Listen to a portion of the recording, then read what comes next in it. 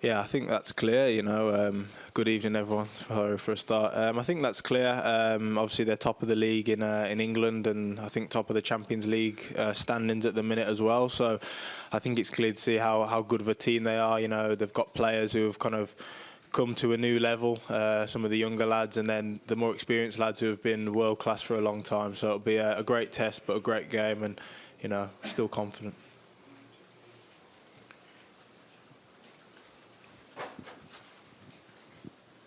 Buenas tardes, Jude. Aquí Sergio López para el AS. ¿Qué le diría Bellingham a quienes estos días están diciendo que el Real Madrid, con las bajas con las que llega, mañana sale goleado?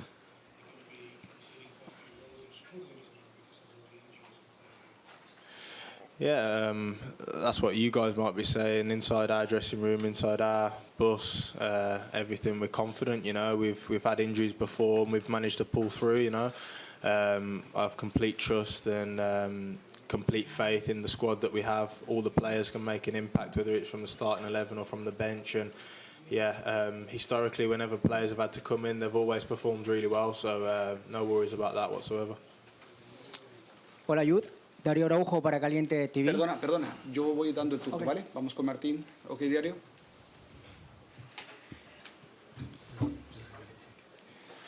¿Qué tal, Jude? Iván Martín de OK Diario. El otro día, posiblemente en Leganés, se vio tu mejor partido de la temporada. Jugaste en una posición un poquito más como el año pasado. Yo te quería preguntar si te sientes más cómodo en esa zona del campo, no tan pegando a la banda como has jugado en algún momento en este curso.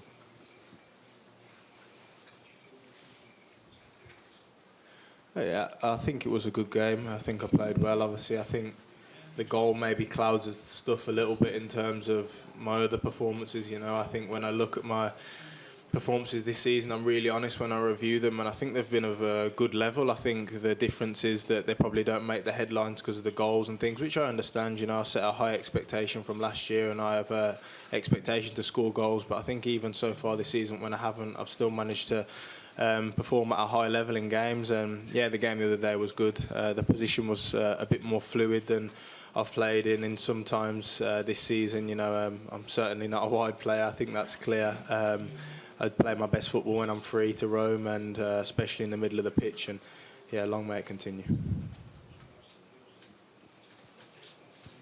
Hola, Youth. Hola, ¿qué tal? Olivier Lorenzo del País. Has jugado en diferentes posiciones esta temporada. Has pasado por diferentes sitios en el campo. No sé cómo has vivido todo eso. ¿Cómo has vivido tu adaptación a este nuevo Real Madrid al que ha llegado Kylian Mbappé? ¿Cómo te ves? ¿Cómo te has visto en estos meses en el equipo? Gracias. Yeah, it's been like any kind of adaptation to a team. Players have left, great players have joined, and you know it changes the dynamic slightly of how maybe we want to play or the formations we'll be playing, and the positions of certain players. I've always shown that I can play in multiple positions because of my skill set, and you know, I'm happy to sacrifice for the team when it's needed. I think it's clear where I prefer to play, but I still don't mind in terms of whatever the manager wants me to do. I don't think the arrival of any player, Kylian, for example, in your question, has affected that at all. You know, we set up to try and beat the opposition. I'm put in a position that the manager believes is the best position for me in whatever game to have an impact on that game. I think Kylian's been absolutely great coming in. You know, I think he gets a lot of criticism, and it's a bit over the top for me. I think if you look at what he's contributed so far, it's really good, and it's scary because I see him every day in training, and I know he's only going to get better. In terms of him coming, I don't think that's been the reason why I've changed positions. You know, like you said, we've had a lot of injuries as well, and things you got to adapt to in a game and in a club and in a team. Jude, it kind of follows on from the chat about yourself at the moment, because obviously after the game against Ireland, you put out that you'd got your smile back in an England shirt and you're very grateful. When and why did you lose that smile, and was it purely at international level, or was it to do with club form as well? No. I think, like I said, when I've reviewed the games, I felt like my form has been okay.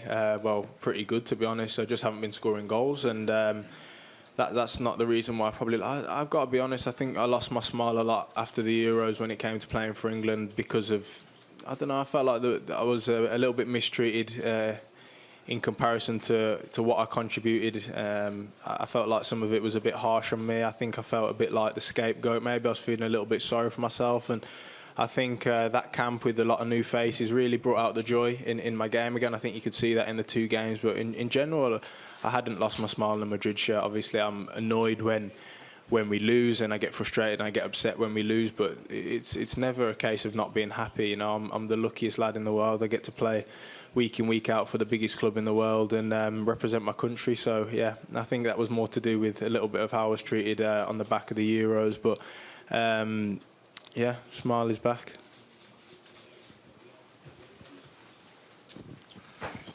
Hola Jude, soy Rubén Cañizares de ABC. Yo quería preguntarte por un compañero tuyo en la selección y creo que por un amigo, que es por Trent Alexander-Arnold. ¿Te gustaría jugar con él a su lado la próxima temporada? ¿Habláis de esto entre vosotros?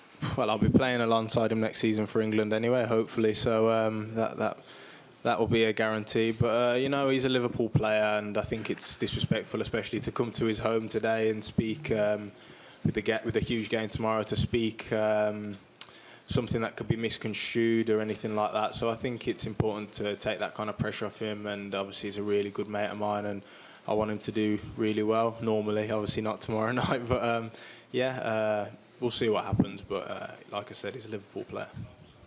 Hey you, how are you? Joel Del Rio from Marca. I'm gonna try in English if you want it. Oh yeah, nice. I would like to know just if you are the most important thing of the team is the adaptability.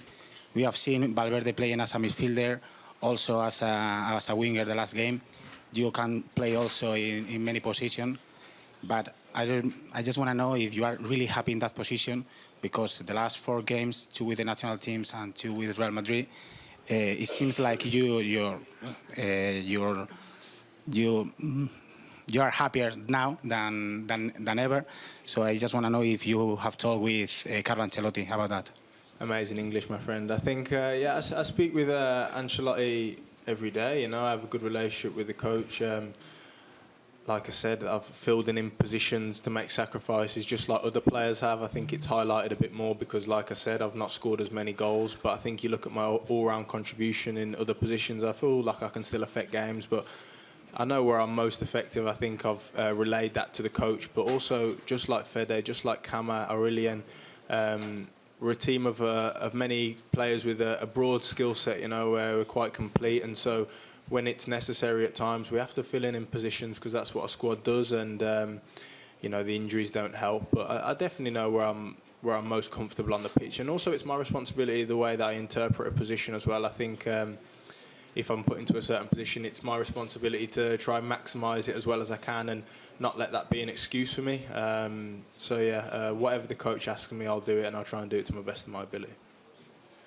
Jude, just to follow up on the smile back on your face question, you said you felt like you were maybe a scapegoat for the Euros. Could you maybe expand on what exactly you felt? Was that the media putting pressure on you, or what was it? For me, pressure's not a problem. I understand that playing for Real Madrid, the expectations are going to be high for me wherever I go, even if it's with the national team. And you know, I felt like I contributed some pretty big moments, and in the end, it felt like the kind of whole world was kind of crumbling down on me after the Euro, especially after the 3 days following the final. And you know, it wasn't a nice feeling. There was a few things that happened during the tournament. I think one of the big criticisms of me was that I didn't speak to the media. I didn't want to do any press conferences, and I think that was reported in a way that made it sound like I think I'm above it. It's not that at all. I had some personal things going on where journalists had gone to go and see members of my family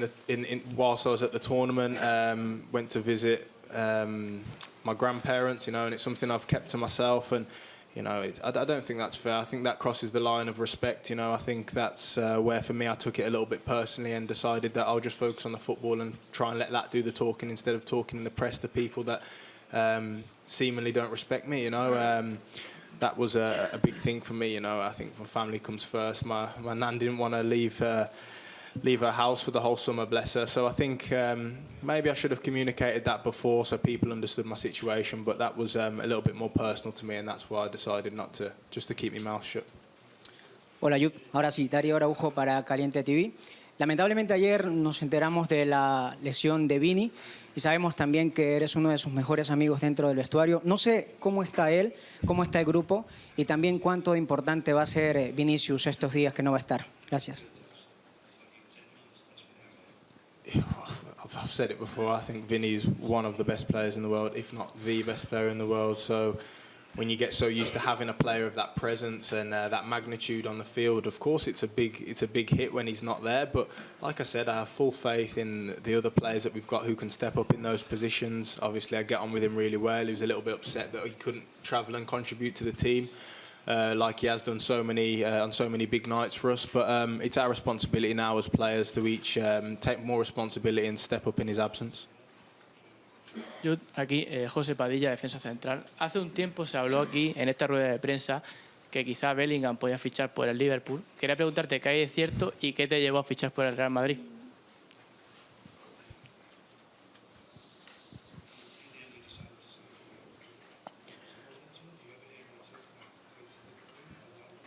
Yeah, I think it probably wasn't as close as a lot of the media made out. You know, I had conversations with a few clubs on leaving Borussia Dortmund. I made that decision. Then they gave me permission to speak to a few clubs. And, you know, one thing I have to say is all the clubs that I spoke to were very respectful of me and my family, which for me is a huge value and something that I really respected. So I don't want to say anything that sounds disrespectful to them.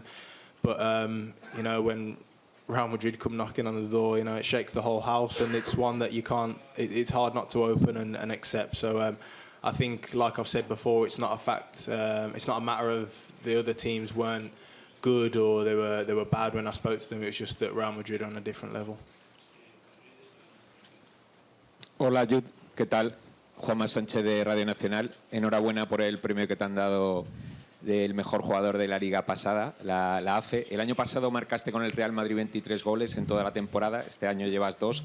Has dicho que no es lo más importante y Ancelotti también ha contado que este año, como está Mbappé, pues ya no te pide que marques tantos goles. ¿Qué es lo que te pide este año el míster Ancelotti en tu trabajo? Gracias.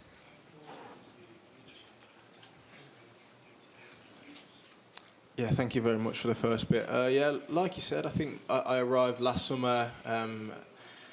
The club lost arguably one of the greatest goal scorers of the generation in Karim Benzema, and I think there was an approach to try and help recover those goals in a different kind of way. You know, we signed me, Joselu, Brahim, and I think collectively kind of covered that hole. And this year, you know, we've signed one of the best players of this generation, you know, and he's someone that's obviously scored an amazing amount of goals. So as a team, we expect him to do that. And for me, I know that my role then differs, which I'm happy to do. You know, I'm a team player. But yeah, I also want to take that responsibility of now I've got the smell for it again in these last couple of games. I want to take that responsibility again as well. And, you know, it's always nice to contribute with goals as well as playing well. And as for Ancelotti, you know, he's a big impact on the whole dressing room. I think his calmness, his a chilled demeanour, it kind of radiates around the changing room, and that's why on nights like this we come in and we're very relaxed regardless of what's going on around us.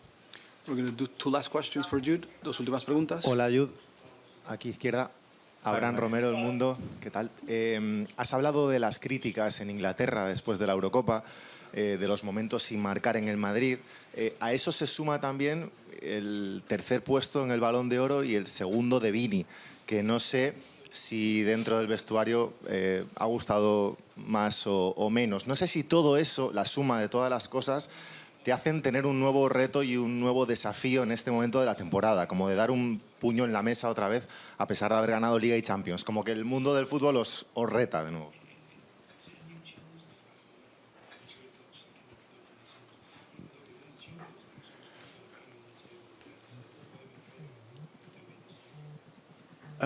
I think, you know, when we won the Champions League, that was our Ballon d'Or. You know, that's the highest thing you can win as a club. That's for us, the team being recognised as the best team in the world, us being the team to beat in Europe, if you like. And for me, that's probably enough. You know, I don't think too much into the Ballon d'Or stuff. You know, there was a lot of talk about it.